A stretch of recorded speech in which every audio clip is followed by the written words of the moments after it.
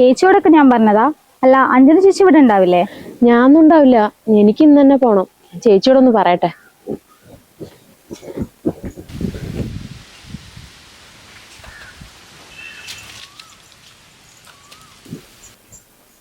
ചേച്ചി, എന്നാ ഞാൻ ഇറങ്ങട്ടെ. എനിക്ക് 2 ദിവസം കഴിഞ്ഞിട്ട് പോയാ പോരെ? ഇല്ല ചേച്ചി, 2 പിള്ളേരും കൊടുത്തം കെട്ടതാ. ഈ 5 ദിവസം ഞാനില്ലാണ്ട് എന്തൊക്കെ കാണിച്ചു കൂട്ടിയിട്ടുണ്ടാവുന്ന ആർക്കറിയാം. എങ്ങനെ പോവാ? അപ്പോട്ടിപ്പോ വിളിക്കാൻ വരും. അല്ല, ചേച്ചിനിപ്പോ എന്താ ചെയ്യാ?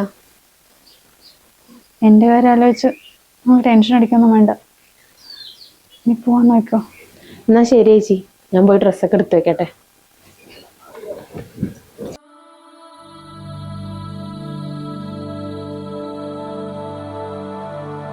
ഞാൻ പറഞ്ഞല്ലോ, തന്റെ സമ്മതം മാത്രം മതി.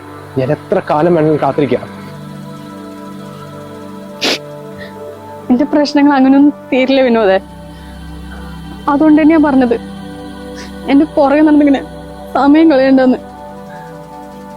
താനെങ്കിലും പോയിട്ട് നന്നായിട്ട് ജീവിക്കേ.